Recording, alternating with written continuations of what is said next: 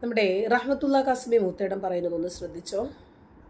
ഏറ്റവും നല്ല നാട് ഇന്ത്യ, ഈ ലോകത്തെ ഏറ്റവും നല്ല നാട് ഇന്ത്യ. ഈ ലോകത്ത് ഇന്ത്യക്കാൾ നാടുണ്ട് എനിക്ക്. നിങ്ങൾ ആര് പറഞ്ഞാലും ഇന്ത്യക്കാൾ നല്ല നാട് ലോകത്ത് ഇന്നില്ല. പാകിസ്ഥാൻ പോലും നശിച്ചൊരു നാടില്ല, അവിടെ സ്വാതന്ത്ര്യമില്ല. ലോകത്തെ ഏറ്റവും നശിച്ചൊരു നാടാണ് പാകിസ്ഥാൻ. കുരുത്തകെട്ട നാട്. മതത്തിന്റെ പേരിൽ ഒരു നാടിനെ വിഭജിക്കുക എന്ന ലോക ചരിത്രത്തിൽ നടന്ന ഏറ്റവും വലിയ സംഭവം പാകിസ്ഥാനാണ്. മതം മനുഷ്യന്റെ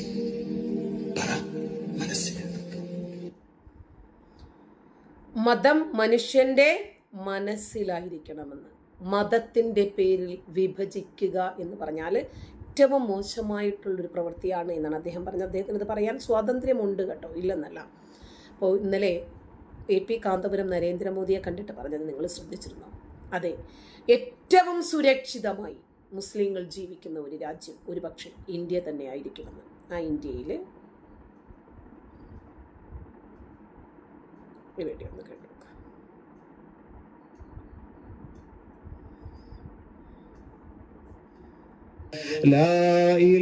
അത്താക്കും അമ്മാക്കും വേണ്ടി ദുആ ചെയ്യാം. മരണപ്പെട്ടതല്ലേ, മരണപ്പെട്ട അത്താക്കും അമ്മാക്കും വേണ്ടി ദുആ ചെയ്യാൻ 10,000 രൂപ. ലാ ഇലാഹ ഇല്ലല്ലാഹു ലാ ഇലാഹ ഇല്ലല്ലാഹ്. അങ്ങനെ വേഗമാകട്ടെ. സഹോദരിമാരൊന്ന് തയ്യാറെടുക്കുമോ? വോളണ്ടിയർമാർ എത്രയോ നിങ്ങളുടെ ചുറ്റും നടക്കുന്നുണ്ട്. ഒന്നെഴുതി കൊടുക്കൂ പെങ്ങളെ. ഒരു 10,000, ഒരു സ്വർണ്ണമോതിരം, ഒരു 25,000 എഴുതി കൊടുക്കുമോള്. റമളാൻ വരുന്നതിന് മുമ്പ് അള്ളാഹു ഇഷ്ടപ്പെട്ട ഒരു സ്വതക്കയുടെ കൊട്ടാരം പണിയാ ഒരു സുവർണാവസരമാണ്. നഷ്ടപ്പെടുത്തല്ലേ പെങ്ങളെ.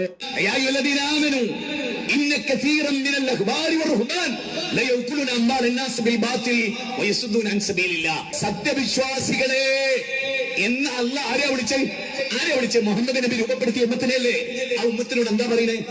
നിങ്ങളുടെ കൂട്ടത്തിലെ ഭൂരിപക്ഷം പണ്ഡിതന്മാർ, പുരോഹിതന്മാർ നിങ്ങളുടെ ധനം അന്യായമായി തിന്നുന്നവരാണ്. ഞാൻ ആത്മാർത്ഥമായി ചോദിച്ചോട്ടെ, നിങ്ങൾ ഒരു ഉറുപ്പ്യ തിന്നുന്ന എന്തെങ്കിലും ഒരു പദ്ധതി മുജാഹിദുകളുടെ കയ്യിലുണ്ടോ? ഒരാള് ജനിച്ചാൽ അന്ന് മുതൽ ഓൻ മരിച്ചാല്, ഒരു വ്യക്തി ജനിച്ച അന്ന് മുതൽ ഓന്റെ പേരിൽ ഓൻ മരിക്കണ വരെ അല്ല തിന്നുന്നത്. ഓൻ മരിച്ചിട്ട് മൊയ്ലിയാര് മരിക്കണ വരെ ഓന്റെ പേരിൽ തിന്നുക. ഒരു മഹലിൽ 100 ആള് മരിച്ച 100 ആളെ പേരിൽ 100 കൊല്ലം ജീവിച്ചിട്ട് തിന്നുക.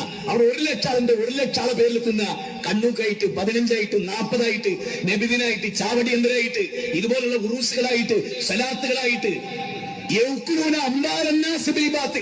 അന്യായമായിട്ട് തിന്നുന്നത്. എന്നിട്ട് അള്ള പറയുന്നത് അന്യായമായി തിന്നണമെങ്കിൽ സുന്നത്തിന്ന് തെറ്റിക്കണം എന്ന്, ഇസ്ലാമെന്ന് തെറ്റിക്കണം എന്ന്. മൊയ്ലിയാമാർക്ക് അങ്ങനെ തിന്നണമെങ്കിൽ അള്ള പറയാനുണ്ട്, പണ്ഡിത പുരോഹിതന്മാരിൽ ഭൂരിപക്ഷവും നിങ്ങളുടെ ധനം അന്യായമായി തിന്നും. തോലിങ്ങനെ തടിച്ചു കൊഴുക്കും. തിരുവനന്തപുരത്ത് നിന്ന് പുറപ്പെടുന്ന ചില പ്രാസംഗികരുണ്ട്, ബാക്കവിമാര്. 50,000 രൂപയാണ് ഒരു പ്രസംഗത്തിന് ചുരുങ്ങിയത്. 1,00,000 വാങ്ങുന്ന ആളെ എനിക്കറിയാം. EP എന്ന ഇനീഷ്യൽ തുടങ്ങുന്ന ഒരാളെ. എന്നിട്ട് 25,000 രൂപ ആദ്യ അക്കൗണ്ടിൽ കാണണം ഇവിടുന്ന് പുറപ്പെടണമെങ്കിൽ. മനസ്സിലായോ? സ്വർണം വെള്ളിയും കൂട്ടിവെച്ചോ, കൊട്ടാര സമാനമായ വീടുണ്ടാക്കിക്കോ. വലിയ വലിയ ഈ പ്രഭാഷകരുണ്ടല്ലോ, 3 കോടിന്റെ വീടുണ്ടാക്കി, 4 കോടിന്റെ വീടുണ്ടാക്കണേ. എന്താ കാരണം? ഇഷ്ടംപോലെ കിട്ടുമല്ലോ ഉസ്താദ്, പിന്നെ ഉണ്ടാക്കുന്നതിന് എന്താ കുഴപ്പം?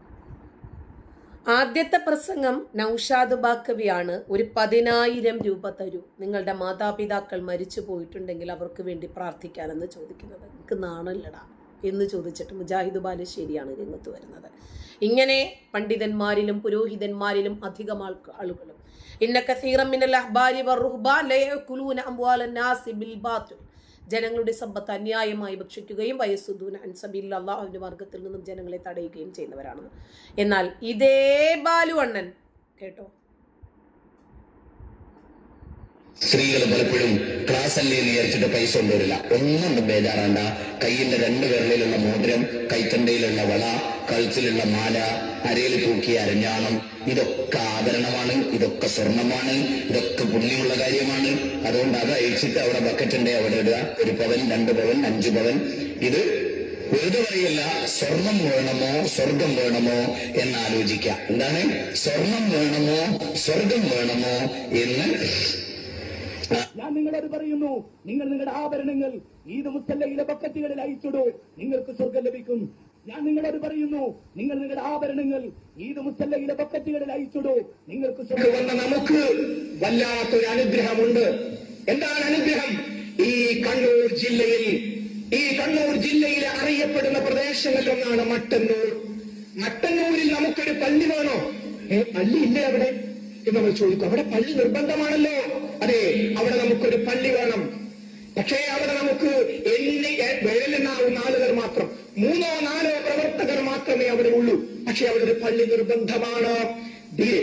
ചില ആളുകൾക്ക് ലക്ഷങ്ങൾ ബാങ്കിലുണ്ട്. ആ ലക്ഷങ്ങളിൽ നിന്ന് ഒന്ന് മട്ടന്നൂരിൽ സുജൂദ് ചെയ്യാനുള്ള സ്ഥലത്തേക്ക് മാറ്റാൻ തയ്യാറുണ്ടോ? സഹോദരിമാരെ, നിങ്ങളുടെ കൈകളിൽ സ്വർണമുണ്ട്. ആ സ്വർണം നിങ്ങൾ മരിച്ചാൽ ആദ്യമായി വസ്ത്രത്തിന് മുമ്പ് ഊരിയെടുക്കുന്നത് ആ സ്വർണമാണ്. ആ സ്വർണം മട്ടന്നൂരിൽ പടച്ചവരെ മാത്രം ആരാധിക്കുന്ന ഇതേപോലെയുള്ള മിമ്പറുകൾ ഉണ്ടാക്കുന്നതിന് വേണ്ടി കൊടുക്കാൻ തയ്യാറുണ്ടോ? നാം ചിന്തിക്കുക.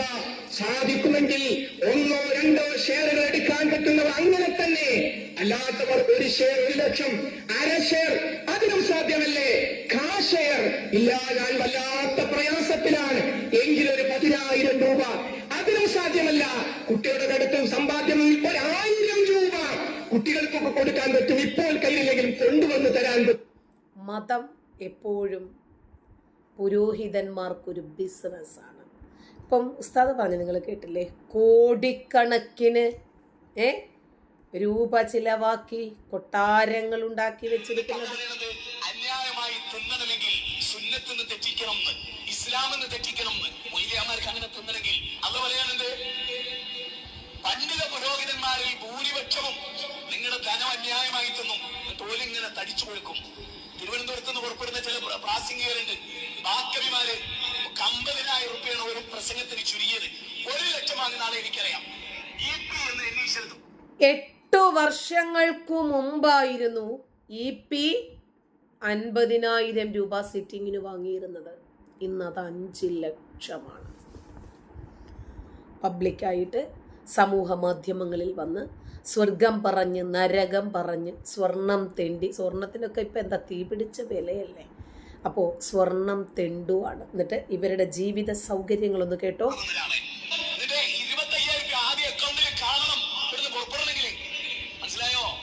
സ്വർണം വെള്ളിയും കൂട്ടിവെച്ചോ, കൊട്ടാര സമാനമായ വീട് താക്കിക്കോ.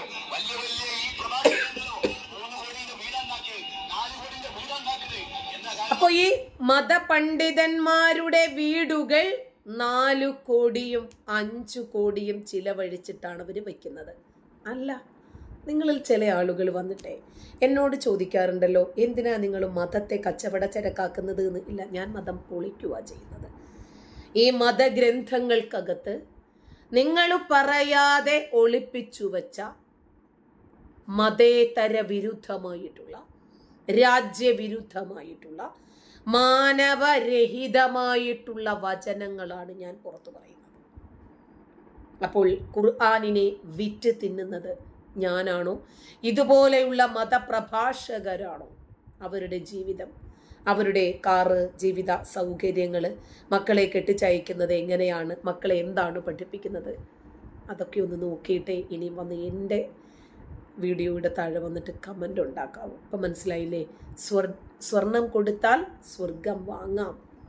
അത് പ്രധാനം ചെയ്യുന്നതാരാ? ഉസ്താദുമാരാണ്. അവരുടെ കയ്യിൽ കഴുത്തിലും കാതിലും ഒക്കെയുള്ള 1 പവനോ 5 പവനോ 4 പവനോ ഒക്കെ ഊരി അങ്ങോട്ട് കൊടുക്കുക.